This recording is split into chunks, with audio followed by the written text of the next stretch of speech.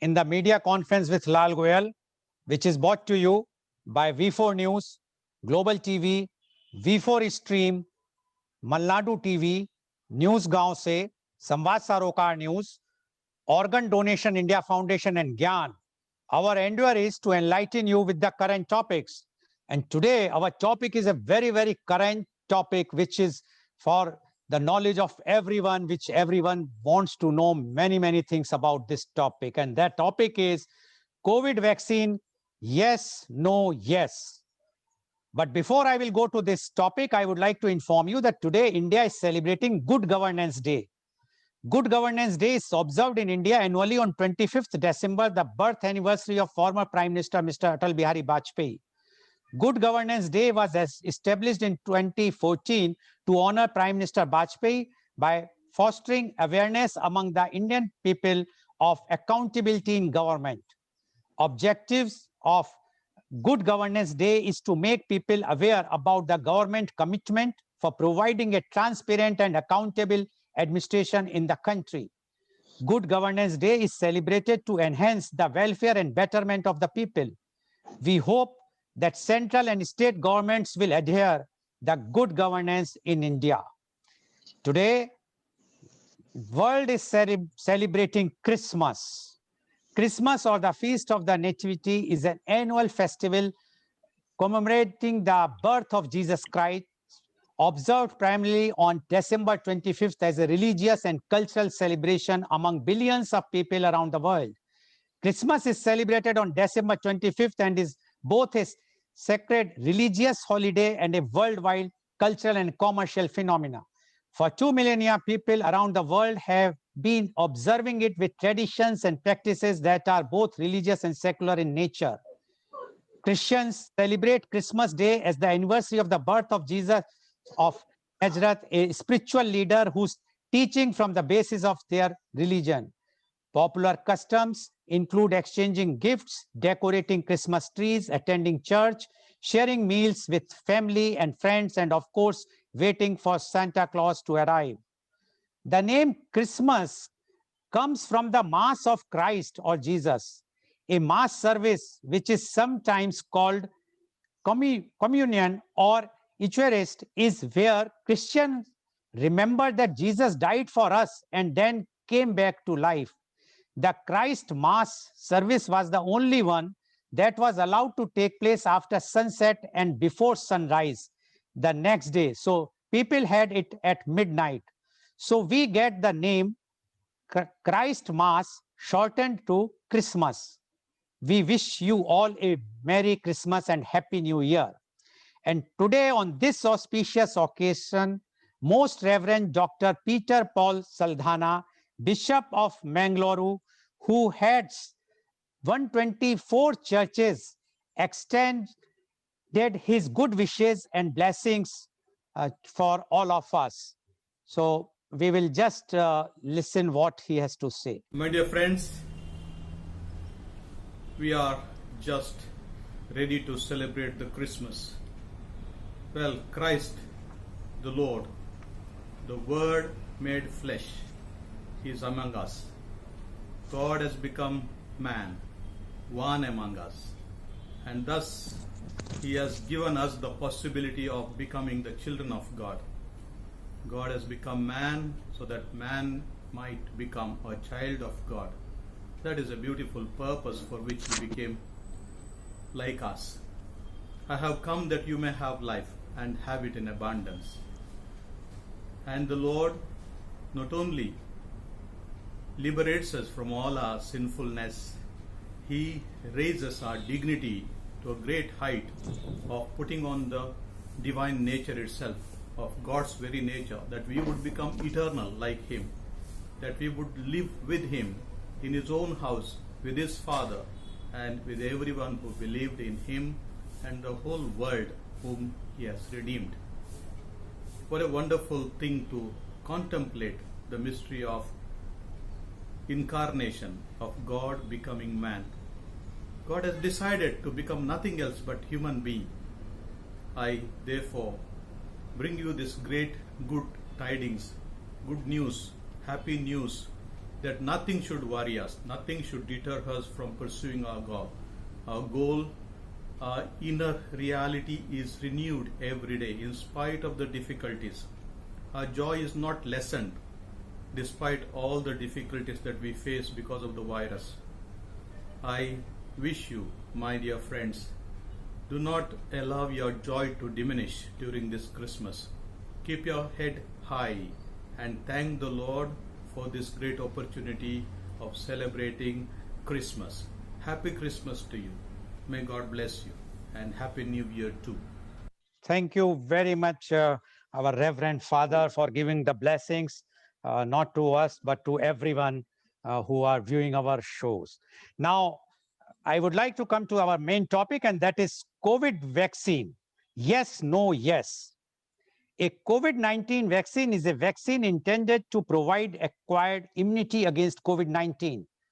Prior to the COVID-19 pandemic, work to develop a vaccine diseases, SARS and MERS had established knowledge about the structure and function of coronavirus, which accelerated development during early 2020 of varied technology platforms for a COVID-19 vaccine. By mid-December 2020, 57 vaccine candidates were in clinical research, including 40 in phase 1 and 2 trials and 17 in phase 2-3 trials. In phase 3 trials, several COVID-19 vaccines demonstrated efficacy as high as 95% in preventing symptomatic COVID-19 infections.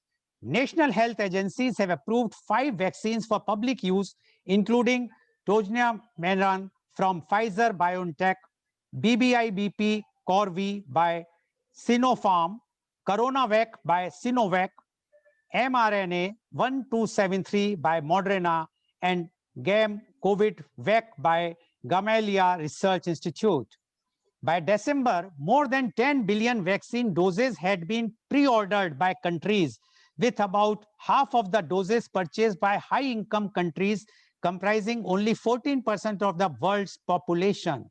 The manufacturers of 3 vaccines closest to global distribution, Pfizer, Moderna, and AstraZeneca, predicted a manufacturing capacity of 5.3 billion doses in 2021, which could be used to vaccinate about 3 billion people, as the vaccine required 2 doses for a protective effect against COVID-19. Due to the high demand of pre-orders in 2021, 2020 and 2021, people in low-income developing countries may not receive vaccinations from these manufacturers until 2023 or 2024, increasing the need for the global COVAX initiative to supply vaccines equitably.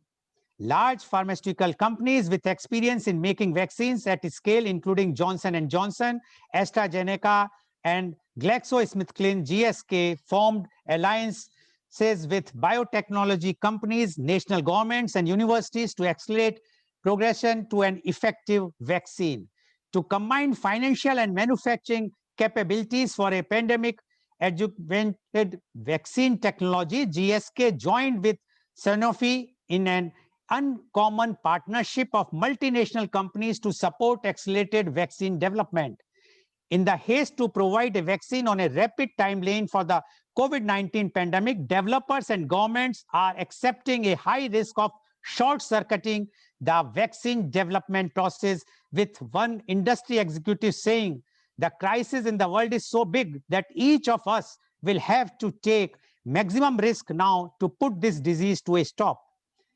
Prior to COVID-19, a vaccine for an infectious disease had never before been produced in less than several years, and no vaccine existed for preventing a coronavirus infection in humans. However, vaccines have been produced against several animal diseases caused by coronaviruses, including, as of 2003, infectious bronchitis virus in birds, canine coronavirus, and feline coronavirus. Previous projects to develop vaccines for viruses in the family Coronaviridae that affects humans have been aimed at severe acute respiratory syndrome, SARS, and Middle East respiratory syndrome, MERS.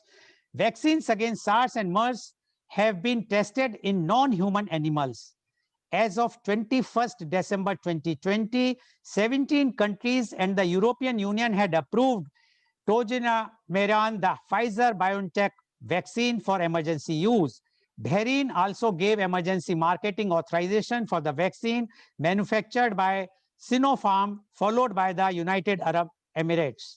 In the United Kingdom, 138,000 people had received Tojinameron by 16th December during the first week of the UK vaccination program. On 11th December 2020, the United States Food and Drug Administration FDA granted an emergency use authorization EUA for Tojinameron. A week later, they granted an EUA for mRNA 1273, the Moderna vaccine, making the United States the first country to authorize two vaccines for public use. The effectiveness of new vaccine is defined by its efficacy. Several COVID-19 vaccines have demonstrated 80+ percentage efficacy in phase 3 trials, including mRNA 1273, Tojinameron, BBI-BP, CORV, and GAM COVID-Vac. An efficacy of less than 60% may result in failure to create herd immunity. In the case of COVID-19, specifically a vaccine efficacy of 70% may be enough to stop the pandemic, but if it has only 60% efficacy, outbreaks may continue. And efficacy of less than 60% will not provide enough herd immunity. In mid-December 2020, a new SARS-CoV-2 variant, SARS-CoV-2 VUI 2020-12/01 was identified in the UK.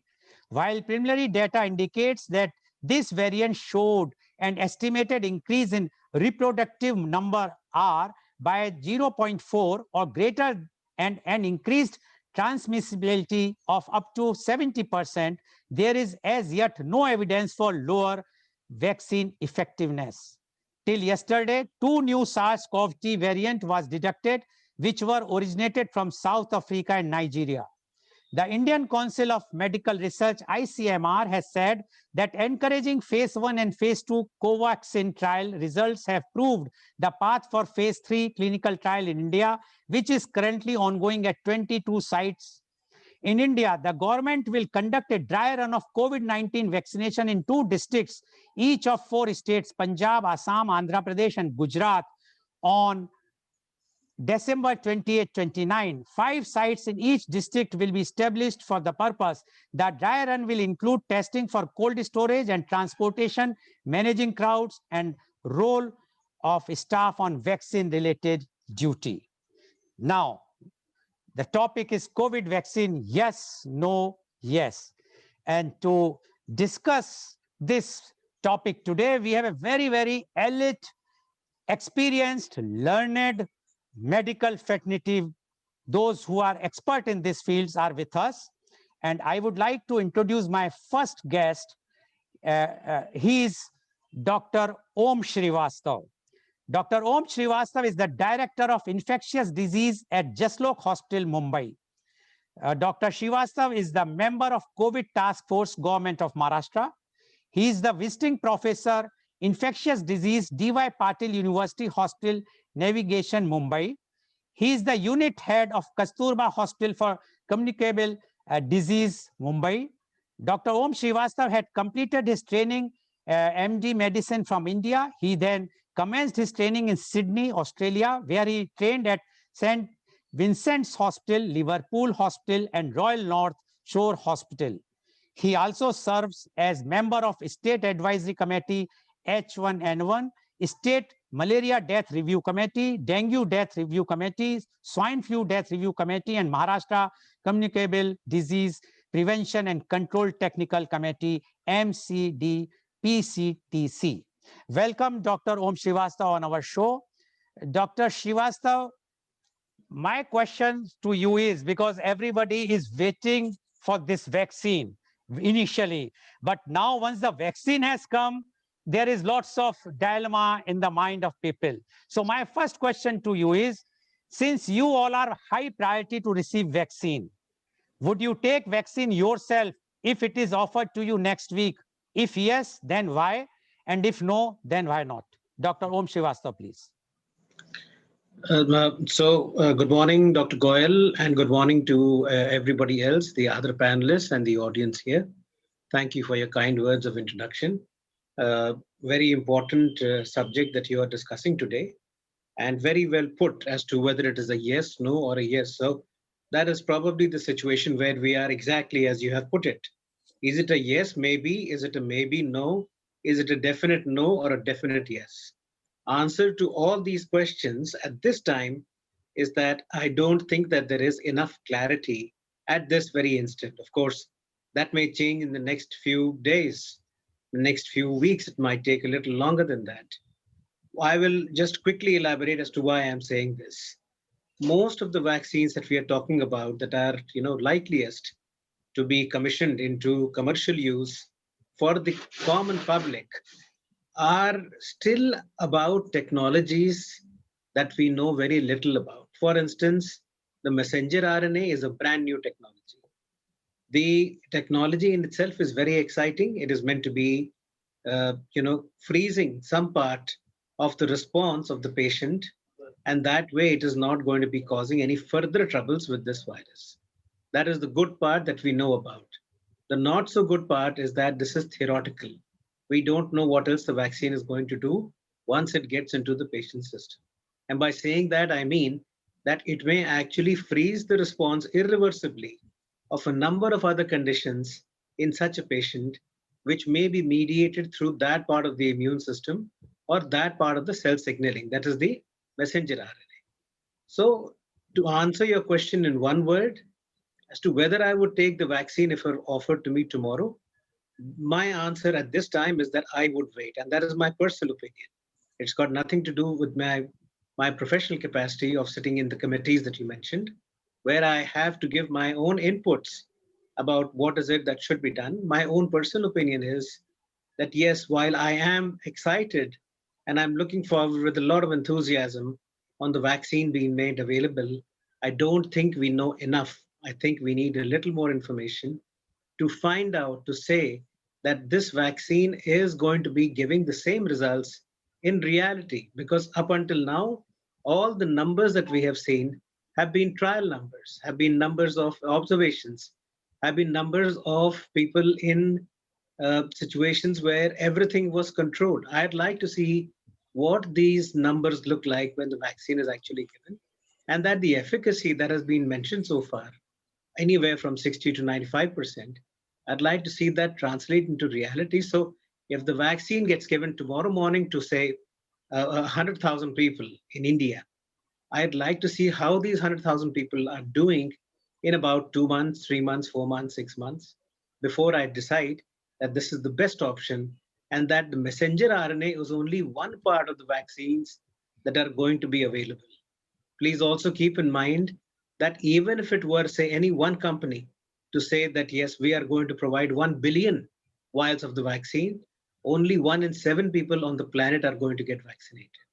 All right. So I don't think it is a need that is going to be met by any one company. It will probably be a need that will be met by a number of vaccine options. And that as time goes on, there will be a number of options that will become available. And then we are going to be able to see as to what kind of results are coming out of it. So again, to come back to the specific question that you have asked, in one line, my answer is going to be that I would wait. I would wait until I have a little more evidence. Dr. Goel. Okay, thank you very much. I will wait, says Dr. Om Srivastava, and he has very, very clarified why he will wait. Now, I will like to invite my next guest, and she is Professor Nujhat Hussain. Professor Nujhat Hussain is the Dean, Professor, and Head of Pathology at Dr. Ram Manohar Lohia Institute of Medical Sciences, Lucknow. She is also Officer in Charge, State Referral Center for Lab Investigations at Dr. Ram Manohar Lohia Institute of Medical Sciences, Lucknow. Her clinical interests areas include oncopathology, neuropathology, and molecular pathology. Professor Hussain has done her MBBS in 1985 from JN Medical College, Aligarh, and her MD in pathology from King George Medical University in 1989 with high merits and several awards, including the prestigious President of India's Silver Medal for Best Woman Student at the University in 1985 and the K.B. Kunwar Gold Medal for Best Thesis in 1989. She commenced her academic career as lecturer to King's George Medical University in 1991, where she served for 20 years. She has been honored with several awards, including the DST's Boyce Cast Fellowship, under which she did a postdoctoral fellowship at the Massachusetts General Hospital, Harvard University, Boston, USA. She has published 250 papers in peer-reviewed journals, authored book chapters, delivered several prestigious lectures in India and abroad, guided more than 30 PhD students and over 60 MD, MS, and MCH theses. She is honorary secretary of the Indian College of Pathologists and has been member of the College of American Pathologists and the US Canadian Academy of Pathology. She has completed 10 years as president of the UP chapter of IAPM as well as the president of the UP chapter of IAC.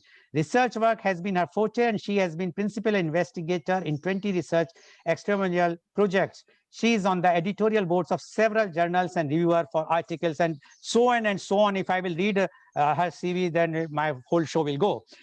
Welcome, Professor Hussain, on our show. Professor Hussain, you have already heard what Dr. Srivastav has mentioned. Now, my question to you is the same. Since you all are very high priority to receive vaccine, would you take vaccine yourself? If it is offered to you next week. If yes, then why? And if no, then why not? Please unmute.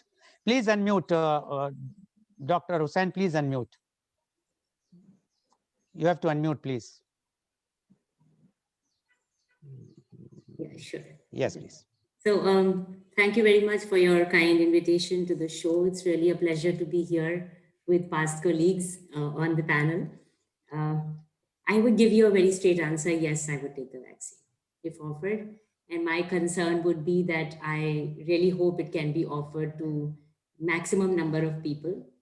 My persuasion to the audience of this show would be to say that stop the skepticism. This is the only way out, because with this huge COVID crisis, this huge global health issue, communication issue, economical issue, this has been like a huge crisis worldwide, and we need a way out. And the only sustainable way out that we can see forth right now is the vaccine. I think the approvals that we are getting are for emergency use. So governments are being cautious. There is data out there, and my decision is not just based on a golden halo around the vaccine, but there is huge data. It is actually commendable that so much work could be accomplished in so short a time, thanks, I think, to the globalization and the cooperation that has come forth between countries. As we also understand, our own Serum Institute of India collaborated with AstraZeneca. Some of our trials were also conducted in the UK. So we have actually global data that is coming forth. The cluster of people who have been included, for example, the Pfizer gives you like 42,000 cases which were included in the trial. And it was the best method of trial, which is a randomized controlled prospective trial in which these 21,000 cases were in either arm, and the vaccines were one got the placebo and one got the vaccine. And there was a definite effectivity seen there. What is also heartening to see is that after the first dose, you are getting a fairly high effectivity almost 2 weeks later. So I feel that we should not introduce too much skepticism about the vaccine. Of course, it should be an informed consent for the person to take it. But if you ask me a straight question, I would say yes, because the data is out there, the need is out there. And we as health professionals need to encourage others around us who will look at it with more skepticism because they do not understand the technology and the data. Thank you, Professor Dr. Nujat Hussain. And she says, yes, I will take it. So now one doctor said, wait, and the other said, yes. So now I will like to go to our third guest, and she is Dr. Nishi Singh. Dr. Nishi Singh is a physician from University of Delhi. She pursued her postgraduate studies in medical microbiology and virology at the London School of Hygiene and Tropical Medicine, UK.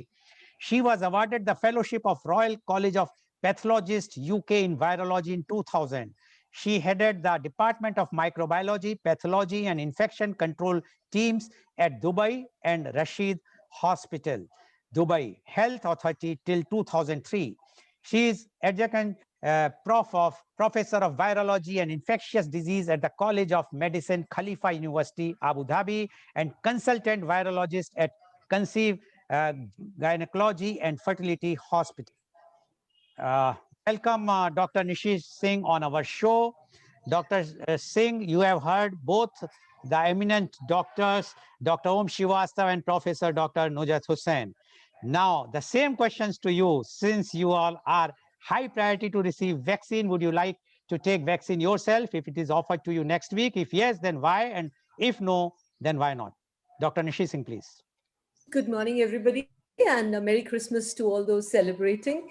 I think on this auspicious day, especially after Father Saldana's message, I think we really need a solution to the COVID crisis, as my previous friend and colleague said. Now, having worked, I also want to clarify, you said US is the only country that's offering 2 vaccines. That's not strictly true. In UAE, as we speak, we've been vaccinating our community with the Sinopharm vaccine for many weeks now. And from 4 days ago, we also got the first consignment of the Pfizer vaccine, and is being given free of charge to the entire resident population of United Arab Emirates. So I think just wanted to get that message across. Okay. So yes, the choice available to me personally, and I'm a frontline worker, is Pfizer vaccine also, the mRNA vaccine, has been offered to us as a priority. The question is, will I take it? Will I not take it? Now, I would like to agree with what Dr. Srivastava said, that it is still too early in the COVID crisis to roll out vaccine to a few billion people, because conducting trials in a few thousand people is not adequate, because immune response is a very tricky business. And I have worked with RNA viruses for 35 years now, and they are very tricky characters. And we've seen what has happened since the beginning of this COVID crisis, since the viral epidemiology was tracked. Already the mutants had started appearing in Wuhan in January by itself. And now already the world is talking of a third wave of infection with a very rapidly spreading, highly contagious mutant that has accumulated some 23 mutations, 5 of which are in the spike protein. Now remember, all the vaccine candidates that are in the market at the moment use the ancestral strain, the D614, which was isolated way back in January. We've come to December. The production of 8.4 billion doses that is required will take, as you said in your inaugural talk, it can go up to 2022, 2023.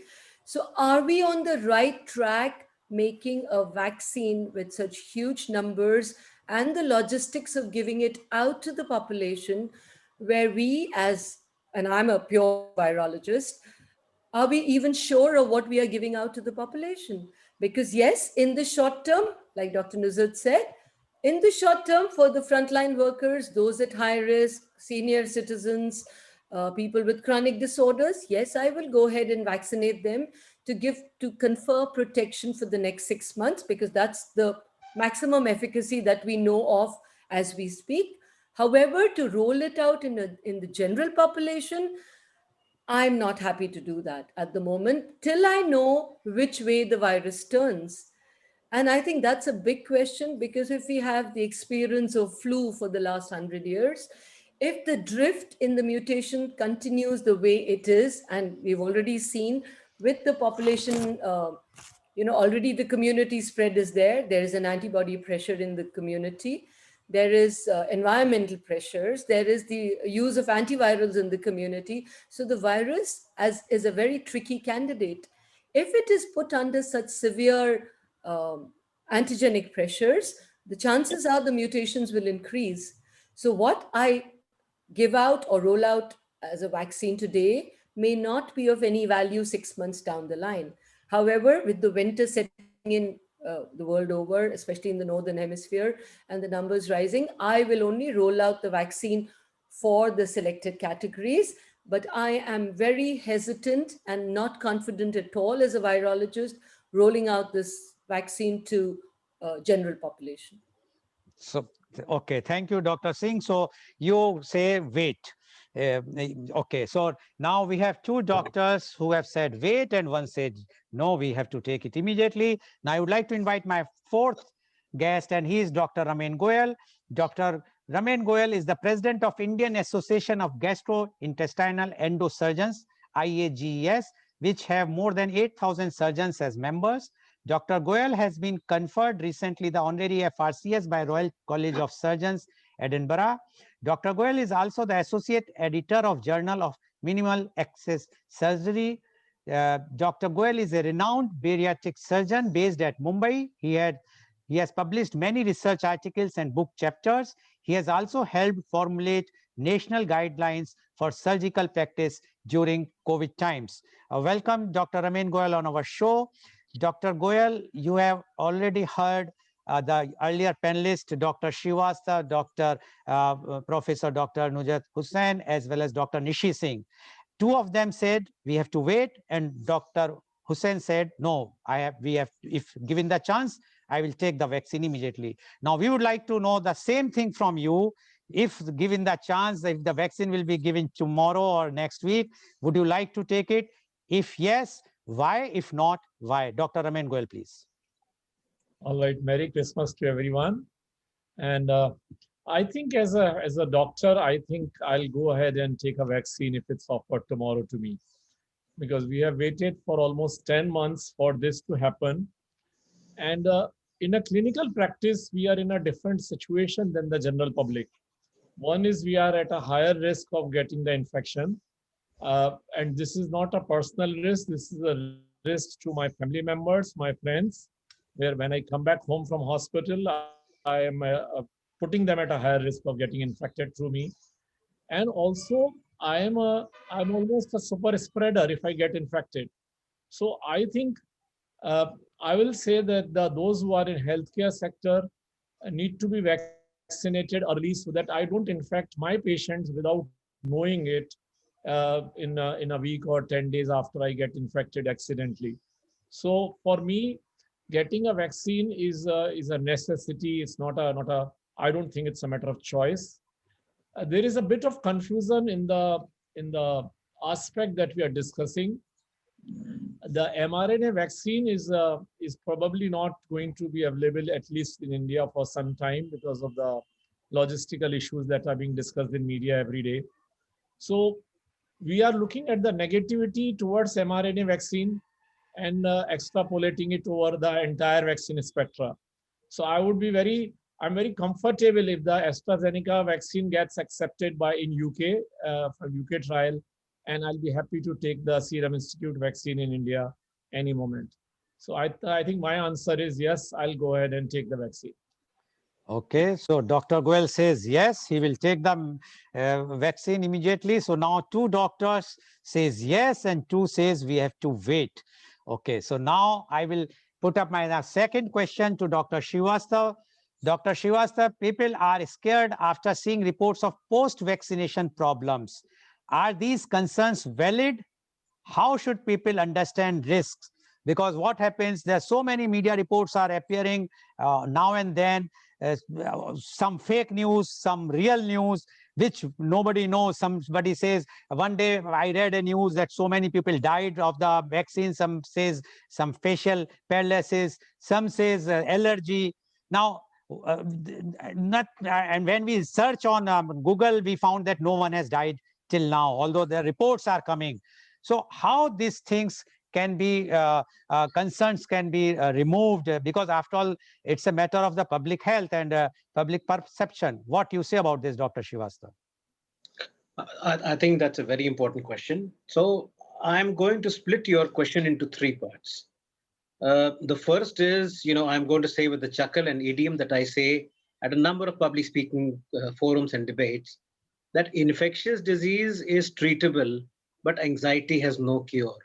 Yes, infectious disease might be pretty much the only condition that is completely reversible, but anxiety is completely incurable. So when you are anxious that if you are going to get COVID, you're going to die, the first thing that you might want to do is to tell yourself as to why that might happen. Now, if 100 people were to get COVID, 85% of those people, if 100 people were to get COVID, 85 of those people will not even know that they have COVID. That is one. Of the remaining 15, only about 5 or 7 may have that kind of illness that may require not just medication, but have to go to hospital or intensive care or a ventilator. That is the last about 5% people. So what you are trying to achieve by giving a vaccine is to say that I am going to be in that 5%. That's a big assumption. You have more chance of getting hit by a car if you're crossing the road. That is the second part. The third part is when we say that you've taken the vaccine and you've gotten an antibody. Is the antibody, first thing is whether it's a neutralizing antibody. That is one. The second thing is how long is this neutralizing antibody going to last?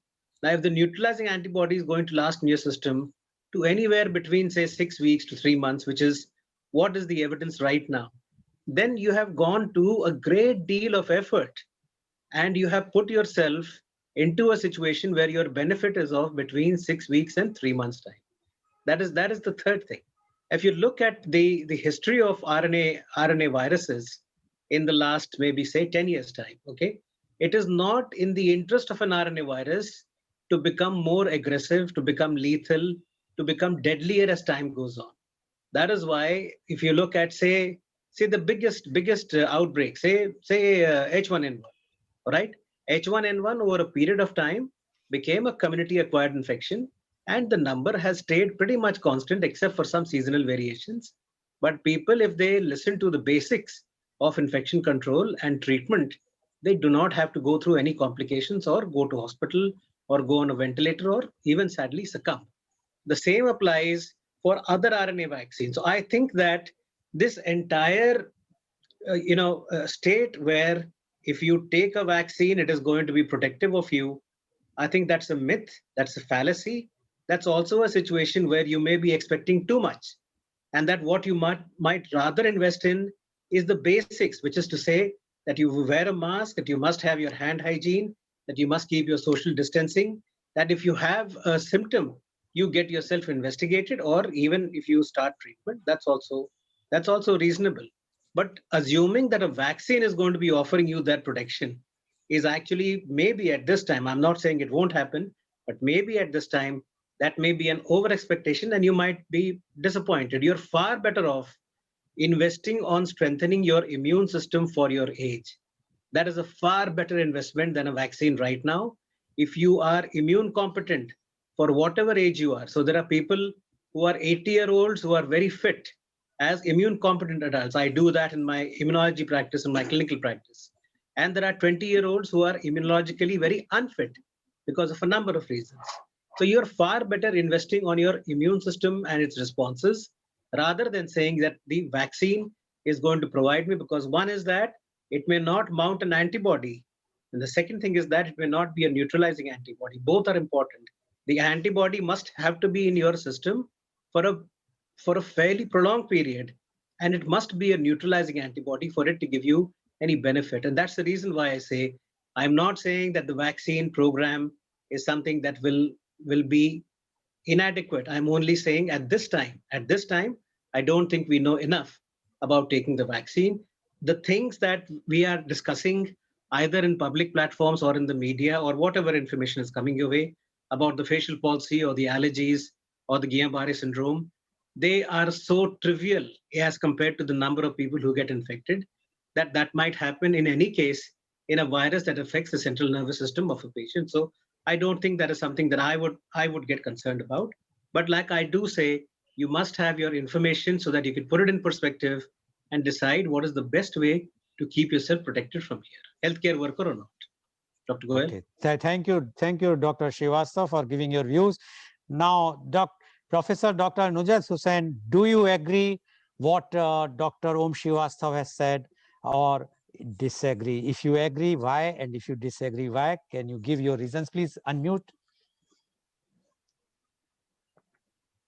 So I agree to some extent that there is a valid question there as to how long this immunity is going to last. We really don't have those long-term follow-ups, and that, if you say, would be one skepticism that would be there in the mind. And as the vaccine is launched and people get into the emergency vaccine use phase, you will get data subsequently as to how long this immunity is lasting, whether you have a long-term immunity with memory B cells lying there, or which will get reactivated, and how long this vaccine is going to be effective is something there is definitely a doubt about. A healthy lifestyle, as Dr. Srivastav was promoting, is definitely a great thing to have, but that is not something that is going to happen overnight. That is a long-term thing that will have to become a culture with people. So what we actually require, I feel, is a very strong positive campaign. His idea that the mask, the social distancing will have to be continued, and that is what the vaccine propagators are also saying, that we will continue to have to be cautious and exercise all possible cautions. But at the same time, I strongly feel that the vaccine is one way out to increase what we were looking at from the beginning, a herd immunity. So if we are able to reach out to the healthcare workers, to the elderly, and to the people with comorbidities, that small percentage of population which is actually coming to your ICUs, then this as a first target would be a great idea to start with the vaccine program. And that, I think, is the target for most vaccine programs worldwide. And our friends abroad have got the vaccine because they are healthcare workers. In fact, my daughter's gone for it and she's got her vaccine too. So, Okay, yes. thank you, Professor Dr. Hussain. Now, Dr. Nishi Singh, do you agree with Dr. Srivastav or with Dr. Hussain? If yes, why? If not, why? See, the concerns about the vaccine is that the trials have been fast forwarded to give the emergency use authorization in the current scenario of the pandemic. So the side effects that have been reported have not been, the percentages are not very high, as Dr. Srivastav pointed out. They are trivial, but the anxiety around the vaccine still remains very high because thanks, or I think no thanks to the social media, everything gets blown up beyond recognition by the scientists. So that's not the point. The point is that, first of all, we must understand, and I think this message needs to go out very strongly in the community, that the vaccines that are currently on offer do not provide sterilizing immunity. They do not prevent infection. All they are doing is ameliorating disease. And as Dr. Srivastav said in the beginning, that the disease is so mild at the moment, except for this very small, minuscule percentage of 3 to 5% people with comorbidities, where it becomes a problem. So my own view on this is that we are barking up the wrong street, because what we need to be now doing is looking at more at the high-risk populations and rolling out the vaccine, if required, only to them, and not giving it to the general population, because it's not going to, in the public health scenario, it is not going to make a difference to the general infection rates. And I'm not worried about the general infection rates. And I think that's something I have against the press, that why are we talking about millions and millions of cases being reported every day? The trackers are just going round. Why? It's just adding to the disease of anxiety more than the disease burden in the community by itself. This is the peak of the flu season as well. Why are we forgetting about influenza? Now, that's one point. Very clearly, the message needs to go out that this is not sterilizing immunity, and therefore the public health measures of masking and social distancing will have to continue. The second thing, and this I speak as a pure virologist, that we are, and Dr. Srivastav alluded to it in the beginning, that we are not even sure whether these are neutralizing antibodies. And we have had some very bad experiences with vaccination of other RNA viruses, where we've had issues of antibody enhancement. So actually, the disease is more severe in people who have pre-existing antibodies. We have not had time to assess this virus for antibody enhanced replication in the cells. So that is one big question mark that remains even today. And the other thing that I think nobody is talking about here is that we know that in children, the multisystem inflammatory disorder has become a very serious concern for pediatricians dealing with children who have been in contact with COVID patients. Now, this is a very serious thing. And if you look at the science of this, it is known that the COVID-2, the COVID-19 actually clamps down on the innate immune response. So what then happens is that you have these late complications where you end up with the very antibody mediated and autoantibody kind of disorders, which can be very serious. And we have not had time to look at this entire spectrum of disorders in this madness of going ahead with the vaccine. So I think we really need to take a step backwards and rethink. And at this point in time, keeping the peak, the third peak that's coming in view, only roll out the vaccine to very select groups to give only short-term protection and not roll it out in the general population. Okay, to just give to for short-term protection, not for the general public, only for those health workers or the frontline workers, says Dr. Nishi Singh. Now I would like to ask Dr. Goyal. Dr. Goyal, I would like to repeat the question so you will understand what these, because all have mentioned many things now. The people are scared after seeing reports of post-vaccination problems. Are these concerns valid? And how should people understand risks? Dr. Goyal, please. Okay. So I think the data on safety of vaccine is quite strong. Its efficacy in long run may be questioned by people who know more about it. And what is happening is that because media is highlighting one or two episodes of an anaphylactic reaction, in US alone, in last 15 days, 10 lakh people have already received vaccination. So if we are looking at reported reaction in 4 patients, you can imagine the kind of percentage it is. And in UK alone, 5 lakh people have got vaccinated already. So these reactions are very, very small. And just because the media gaze is there on these vaccination, these are getting highlighted. So I think people should believe that this vaccine is safe as far as immediate response is concerned and can be taken safely. And if there is a reaction, obviously everybody is talking about keeping the person in hospital for half an hour. So it's more of an allergic reaction. If it is severe, then it will be present within minutes. So I think in my mind, there is no doubt about its safety.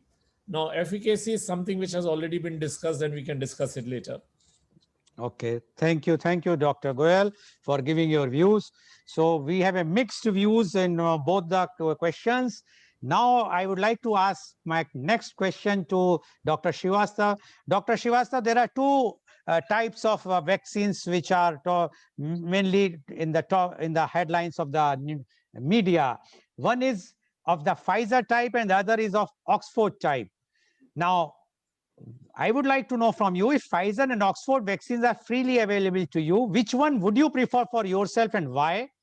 I am taking these names as an example to avoid confusion, because there is lots of confusion, this vaccine, that vaccine. But why and which is better according to you? Dr. Srivastava, please.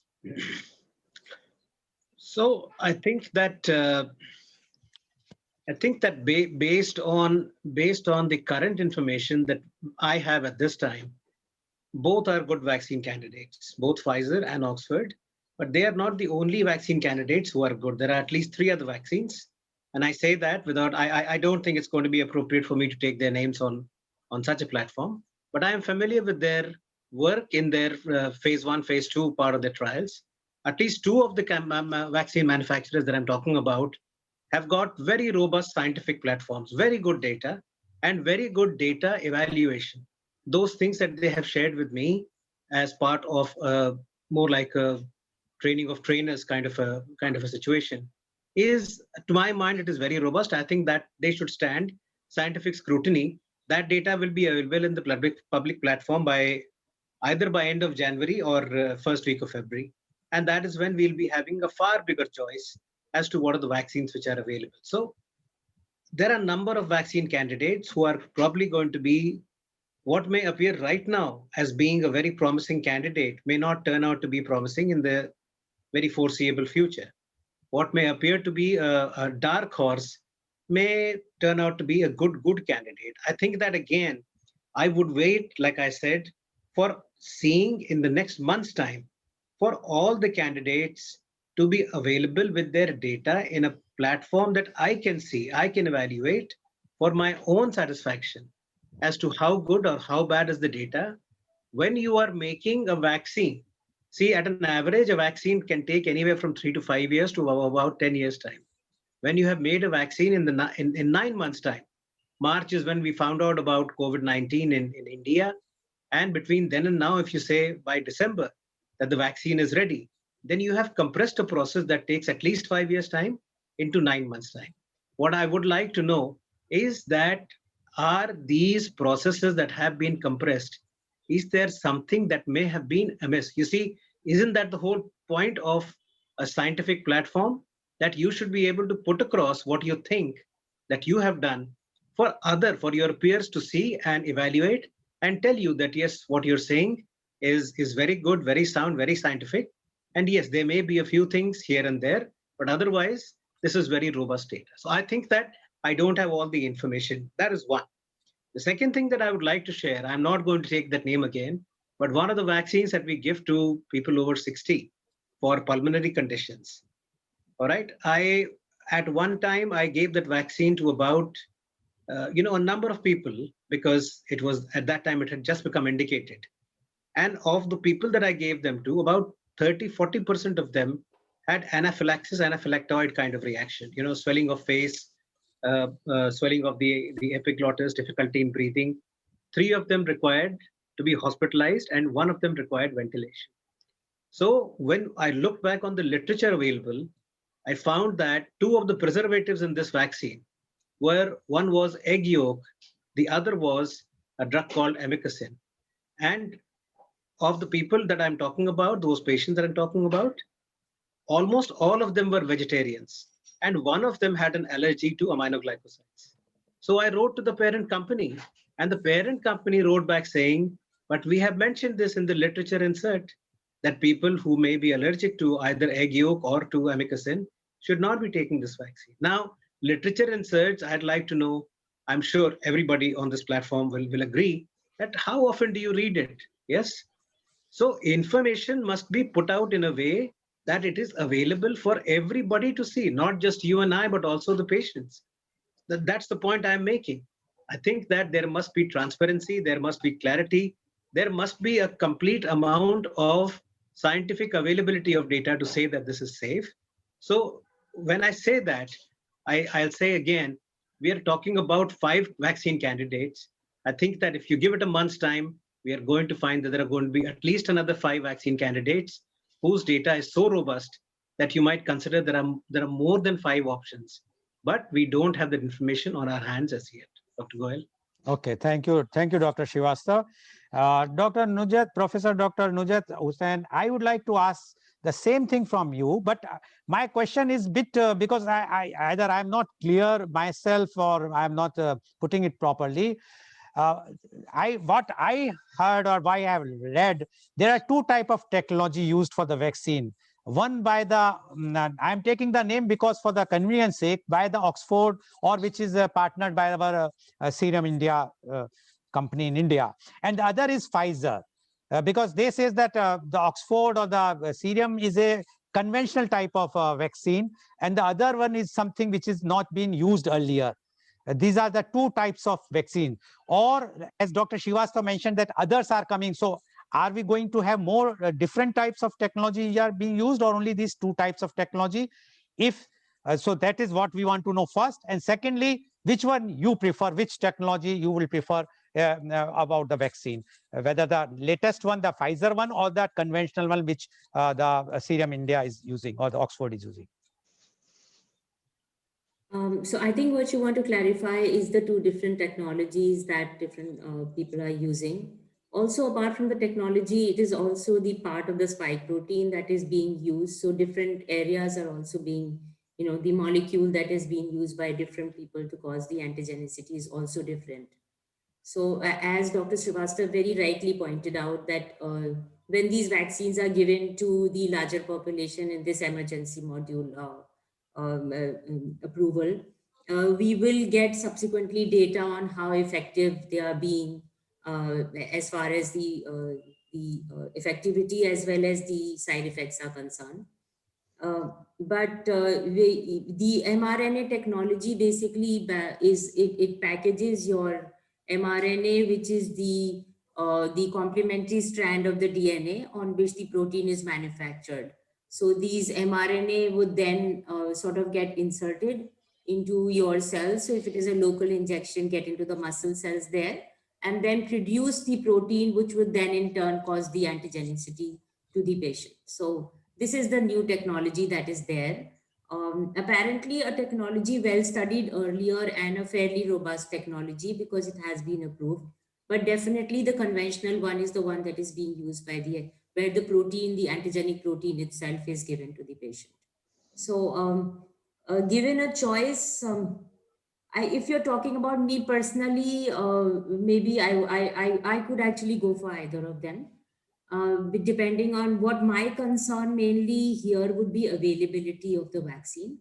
So there will always be a limited capacity for manufacture, and even though the SII is claiming that they can do 100 million doses every month, but there will be a limitation to supply. There will be a limitation to the cold chain. Again, as some of the vaccines require a -70 or -80 chain, others require a 2 to 8 degrees. We have a very successful vaccination program in India. But we have to understand that what we were targeting there was the children population. We haven't really done a huge adult vaccination program in India.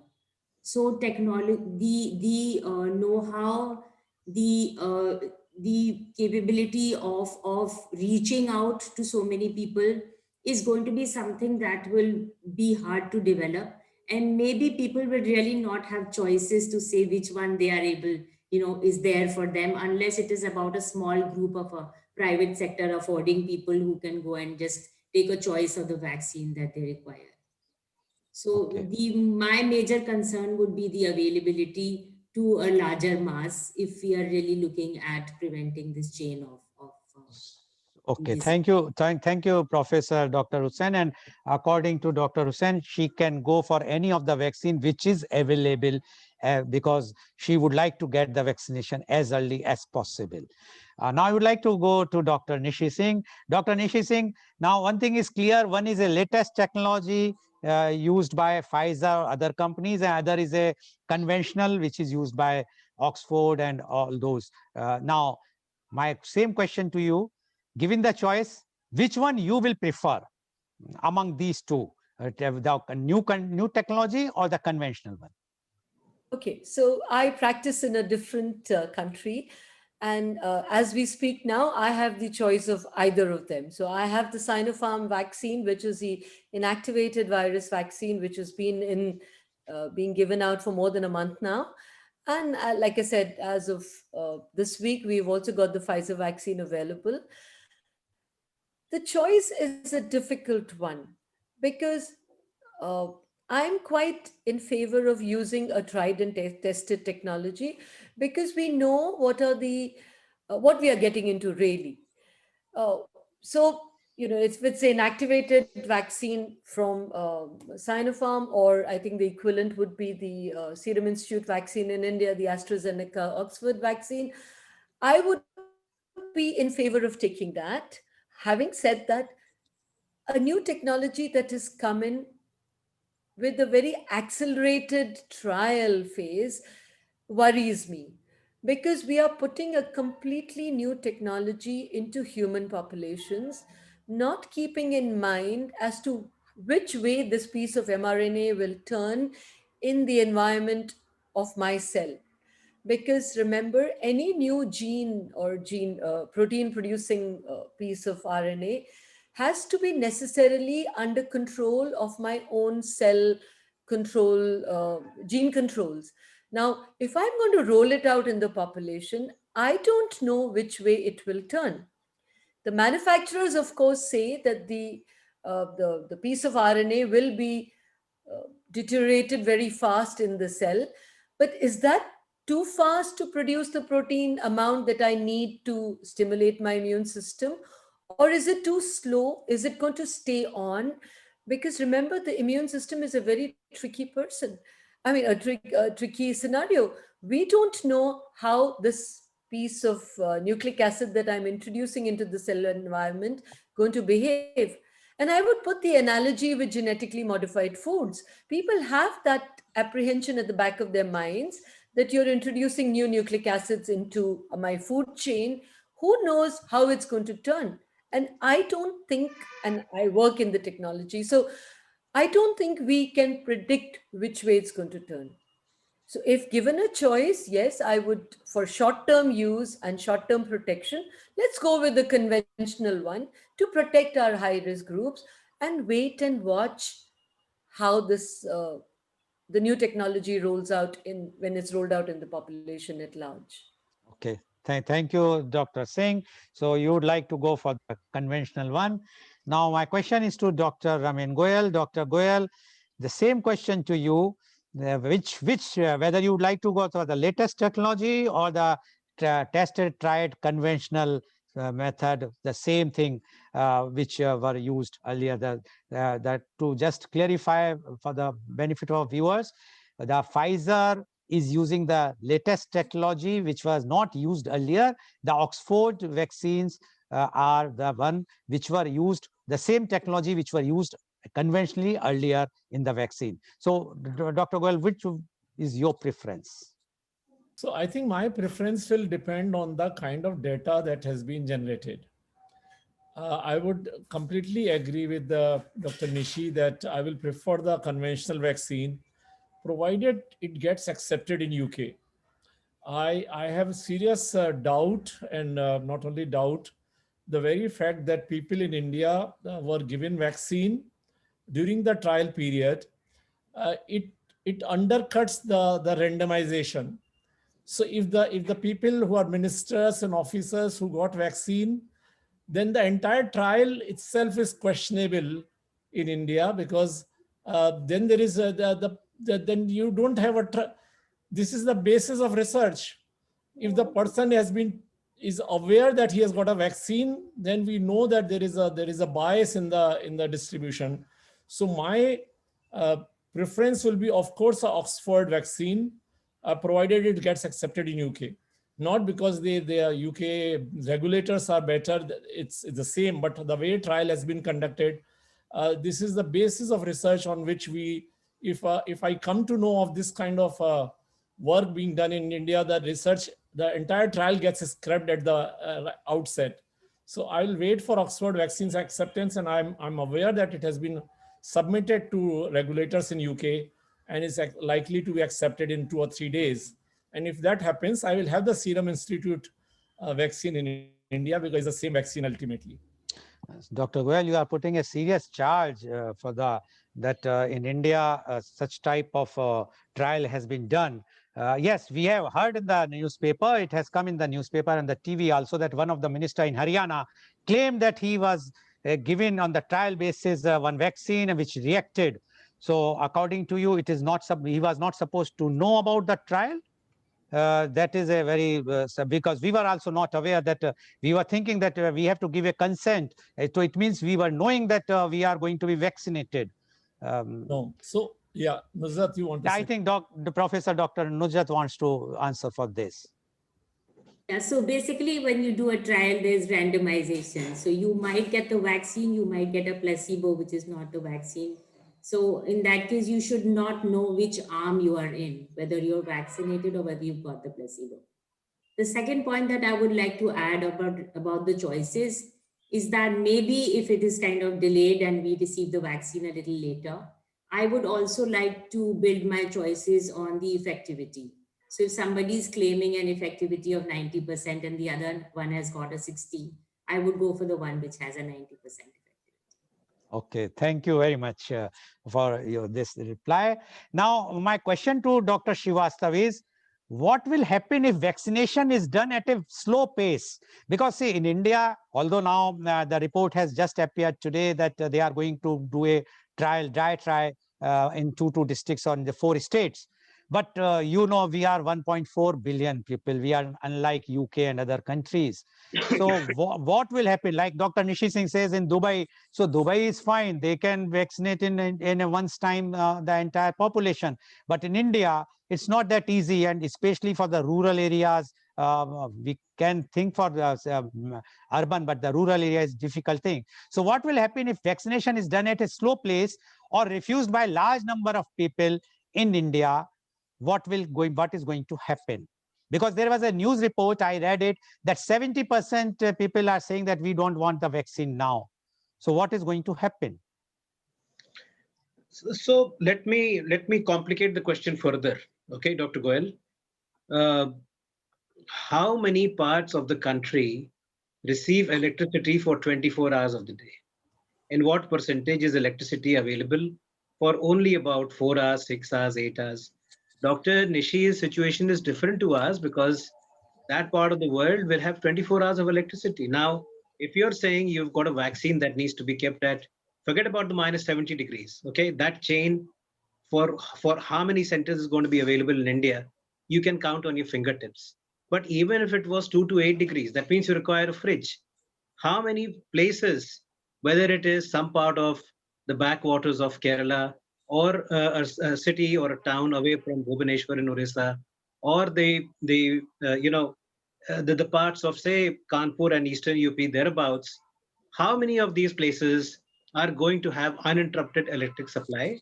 And that what is going to happen to basically your vaccine is a protein, and that simply by the basics of small proteins or proteins which are manufactured in the lab that require a very complicated kind of situation to keep them from being denatured. How many of these proteins are going to get denatured simply because there was not enough electric supply for the fridge to keep that temperature? So that is one. The second thing is that all of these vaccines are going to be requiring a second dose. That means that the vaccine distributor who supplied this vaccine to the interior of, say, Gujarat or Rajasthan, he needs to come back in a month's time to provide that. So is it going to be a slow process or a fast process? I think the answer is pretty clear, isn't it? I don't think we can make it a fast process. It is going to be even slower than what we anticipate it to be. But in that slowness, we still need to make sure that the vaccine, the way it is required to be given in a place like the UAE, where Dr. Nishi is practicing, is it going to be in the same kind of platform? Because we are not talking about Mumbai and Delhi. Yeah, this is in these places it is possible. But what about those places which are not Mumbai and not Delhi? Yes, other places where you're going to require that kind of cold chain, that kind of distribution. And as you have rightly already said in your question, we are 1.3 billion people who are going to need 2 doses. So the logistics of the vaccine distribution are going to be a bigger challenge. It might be easier to put toothpaste back into the toothpaste tube than to give vaccine to 1.3 billion people 2 doses 1 month apart. So I think that we ought to be preparing for those challenges rather than some of the things that we might have thought about as being our bigger frontiers that we need to cross. Dr. Goyal. Okay. Thank you, Dr. Srivastav. Dr. Hussain, you have heard what Dr. Srivastav said, and because Dr. Srivastav is in metro in Mumbai and you are in Lucknow, and UP, as Dr. Srivastav also mentioned about the Kanpur and the nearby areas, and you know the condition of electricity there and the situation of the bureaucracy or those who are going to put the going to be giving the health workers who is going to give the vaccine. Now, what do you think? What is going to happen in India with so much population and with the speed? Whether we will be able to achieve our target in any of the next 5 years or 10 years with this speed or not? Because the population is growing, and the vaccination is good. And as one of the panelists mentioned about the vaccine is validity is 6 months or maximum 1 year. It means again next year again the same thing is to be repeated for 1.3 billion people. We can understand in USA people are taking flu shots every year, but their population and their awareness and their infrastructure is far different than India. What you say about this, Dr. Hussain? Well, actually, I was personally and even otherwise pretty surprised by how the whole reaction to this COVID situation was. We did have initially a very difficult close down period, but subsequently, I feel that COVID has given us a lot of lessons, and whatever, because there has been an immense development in the health sector. I don't know if it's the right word to use, but thanks to COVID. And you will not believe, but at this point, we are doing almost like 8 million tests have been completed in UP, and areas like as he's mentioning, Eastern UP, Banda, Azamgarh, everywhere, they have actually developed molecular labs which are functioning and testing using RT-PCR. So I think we Indians are really good when we are given a challenge. And this is a definite challenge that has been given. The politics also somehow has been linked to this. So I feel that the ruling governance in various states is out to prove that they are doing better than others as far as the control of COVID is concerned.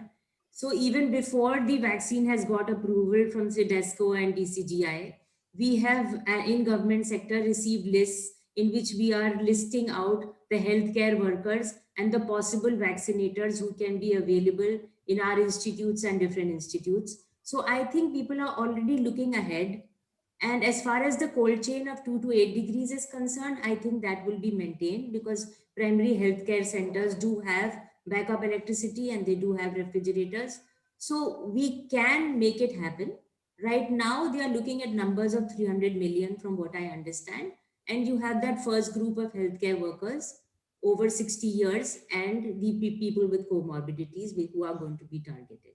So I feel it's doable. Of course, it is a huge exercise, but it can be done.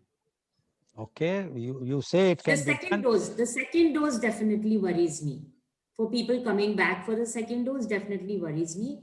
And I understand that that is mandatory because without that, the effectivity is going to go away even faster. The other Okay. is the duration that you're talking of, is how frequently we'll have to repeat this. One, maybe if we can break this chain of the epidemic and make it an endemic disease by even make it like a 6 month or a 1 year effectivity might work. The second is it's possible that it might have a long-term effectivity. We don't know because our trials have not been beyond 6 months. Okay, thank you, Dr. Hussain. Although we know that many of the places, especially the rural area, there are no electricity. And when there is no electricity, how the temperature they are going to maintain. And as Dr. Srivastava says, that once the temperature will not be maintained, the efficacy will go down, the efficiency will go down, then what is going to happen? Anyways, now Dr. Nishi Singh, although in your UAE, there is no problem of electricity, nothing. So my question to you is, after the vaccination, although you are not going to take vaccination so soon, but to those who are taking vaccination, are they supposed to, they are required to even wear the mask and the social distancing, or they say, now I'm been vaccinated, this is my vaccine certificate, now I can move around here and there, go to the pub, like the celebrities are celebrating in Mumbai 5-star deluxe hotel, dancing there in the night at 2:30 a.m. And they says, no, we don't know. The COVID says we should not be allowed to go. What you say about this?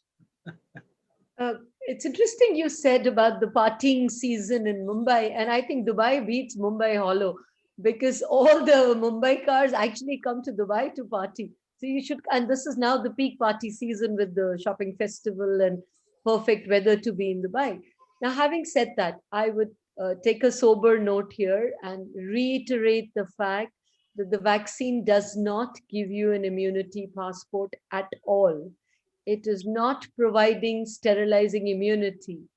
It is only ameliorating the disease from disease severity to make sure that you don't die or have serious morbidity following the infection. So please let this message go out very loud and clear, having that no matter which vaccine candidate you have accepted, it does not give you an immunity passport, and you cannot be wearing the vaccination certificate as a badge of honor, because that is strictly not true. Okay. Dr. Goyal, you have heard all three of them. Now, my question to you is, because Dr. Srivastava has raised a very important point. He says because of the population, because of the infrastructure deficiency in India, although Dr. Nujat Hussain says that no, we are out of it and we already got the list. But in India, those who are going to be vaccinated are 50 plus, they have mentioned. And now, suppose a person is 80 plus and a 50 plus is also eligible. Are we going to have some step by step or at random? So if I am 50 plus, I will be getting more priority than the 80 plus. Tomorrow I will say I am also eligible. Why should I wait for the 80 plus to go ahead of me? Because the government says 50 plus. On UK, I just want to add one more thing. In UK, it is, they have started with 90 plus and then 85 plus, then 80, they are coming down step by step. But here in India, the government says 50 plus, or even those who are having a comorbidity, even the less, they can immediately in the second round after the army, police, and the medical health workers. I think this is a decision which government has to take based on the data that is coming in, that which are the people who are at a higher risk. Now, obviously, when you say whether 80 plus or whether 50 plus, one has to draw a line. Suppose you say 80 plus, then 82 plus or 88 plus, or 86 plus or 84 plus. So, let's not get into that kind of argument. If government has taken a decision that those who are 60 plus automatically gets it and those below with comorbidity gets it, we have to go with it, because somebody has to, somewhere the buck has to stop. But this slow vaccination issue is not about logistic. I think the bigger issue is what Dr. Nishi earlier mentioned, is about the antigenicity pressure. So if vaccination happens slowly, or if people are reluctant to take vaccine, as I see 50% of the panelists here, what will happen is that the virus, when it is pressured by a limited number of vaccine, it will mutate faster to survive. And the vaccine efficacy will become less. So the possibility of a herd immunity becomes less if you have a drawn out vaccination plan for 5 years, rather than if you are able to compress it in 1 year or 6 months. So I think the only way this disease and related deaths and morbidity can be reduced, and all this discussion about herd immunity that has been going on for 8 months, can only be achieved if we rapidly vaccinate our population in next 7 to 8 months. What I'm not talking of the entire population, let's say 60% or 70% of the population, so that the transmission stops. So the speed of vaccination has nothing to do with logistic. That's a government challenge and challenge to healthcare workers to deliver. But as far as the public is concerned, acquiring herd immunity is the baseline, which should only come through rapid vaccination. This is my take on it. Okay, thank you very much. I have lots of questions and I would like to ask those questions, but the time is not allowing me. So now what I will do is, I want one by one, starting from Dr. Srivastava, what message you would like to give to the public at large, and if any suggestions to the government. But the main thing is the public is in dilemma, because if you, being all the medical expert, if you cannot decide whether we should go for vaccine or not, what a layperson like me or the other public in India, how they will decide whether they should take the vaccine or not? What message you would like to give now to the public at large? And if any suggestion, if you have for the government. Dr. Srivastava, please. All right. So how much time do I have? 30 seconds, I think. No, you can go for 1 minute, no problem. 1 minute. Okay. All right. I think that a great deal of what is being discussed either at social media or in public platforms is something that needs to be taken with a pinch of salt, because the most important scientific part of what the vaccine and its delivery is going to be is probably down to the 1% that comes to you on your your email or your messenger or your WhatsApp or whatever it is that you're following and reading. I think that is the 1% that you must concentrate on, focus on, and that whether or not you are a health worker or a layperson, you ought to be following only that 1% because you will read a lot of junk that is coming out of the hysteria. Let me tell you something that will put this in perspective. Between March and September, the number of publications on COVID were in excess of 33,000, 34,000. That was the total number of publications between March and September of 2019. Between September and November, end of November, two-thirds of these publications were withdrawn because they were found to be having neither a scientific basis nor be able to stand scientific scrutiny. So I think that relying on a public platform to educate yourself, that's a mistake. I know it is not going to be possible for a layperson to follow up on all medical matters, but you still need to pick the platform which is likely to be the most authentic. That's one. The second thing is, like I have already mentioned, 85% of people who get COVID are not going to go into even finding out that they've gotten COVID, and that you may get an antibody that may or may not last.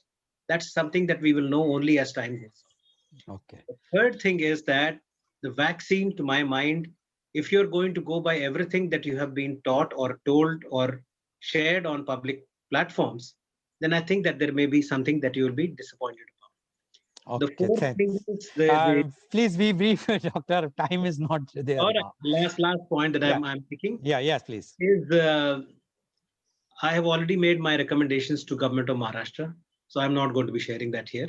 So I will stop here. Okay. Thank you, Dr. Srivastava. Dr. Hussain, advice to the public, if any one advice you want to give. Pretty much in continuation with Dr. Srivastava's message, I think there's another huge lesson that we have learned over the past 1 year is the havoc that is played by social media. In especially when it came to COVID initially, we had like a lot of negativity all over. And let this not happen to the vaccine program and to subsequent preventive measures of COVID. And people need to understand what is right and what is wrong, what is being circulated out there. We need to trust certain sites. So I suggest that if you really need your data out there, go to CDC, go to the Ministry of Health and Family Welfare, and other sites where you would get genuine information on COVID and its prevention. Okay. Thank you, Dr. Hussain. Dr. Nishi Singh, one advice you would like to give to the public at large.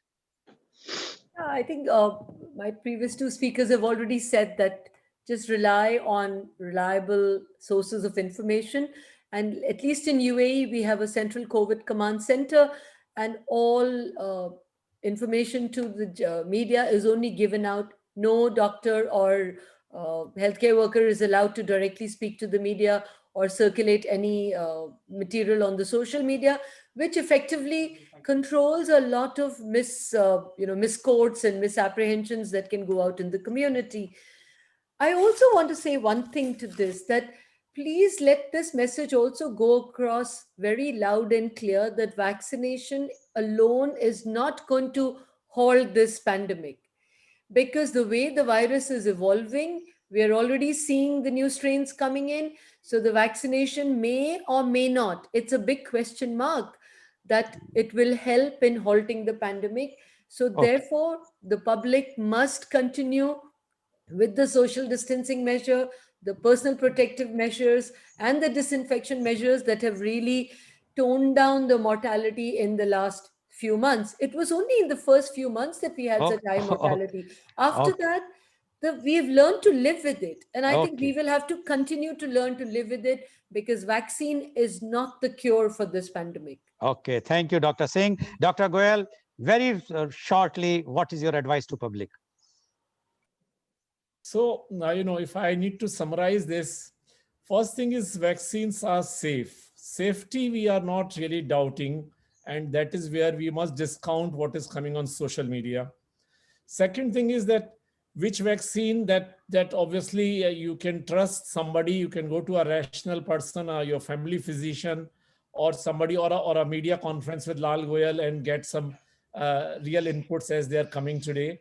And take an informed decision. As Dr. Srivastava and all other panelists said, it has to be a decision based on your own analysis. But if you are a high risk person, then it's a good idea to get vaccines so that at least you have some immunity for next 6 months till better vaccines are available, or the virus mutates, as Dr. Om Srivastava said, in a way that it is not very, very virulent. So I think this is probably the take-home message from my side for public. Okay. Thank you very much, Dr. Goel. So today you have seen that medical doctors, experts advises about the vaccine. Although they all agree that the vaccine is required, but whether we should take it now or after some time. Anyway, we in India, we have to wait because it not till now, at this moment, no vaccine has been approved by the government of India until the approval will not come, and then it will take time. By that time, I am sure more data will come and one can take a decision. So thank you very much for joining us. And today's program, which has been live telecasted by V4 News, Global TV, V4 Stream, Malnadu TV, News Gaon se, Samvad Saroka News, as well as it was shown live on Facebook and YouTube. And our endeavor is to bring to you the latest topic every day. And tomorrow, media conference with Lal Goel, the topic is too much democracy. Yes, you heard very clearly and loudly, too much democracy. And the panelists are Advocate Deepak Dhingra, Law Linkers Company, New Delhi, Advocate Ramesh Kumar Sharma, Mathura, Advocate Sunil Bhargava, Mathura, Advocate Arvind Kumar Sharma, Supreme Court, New Delhi. So please do join tomorrow media conference with Lal Goel at 10:30 a.m. Thank you very much, Dr. Srivastava. Thank you very much, Dr. Hussain. Thank you very much, Dr. Nishi Singh. And thank you very much, Dr. Raman Goel, for joining and giving and enlightening our viewers with your expert opinions. Thank you, all the viewers, for watching, and Merry Christmas to you.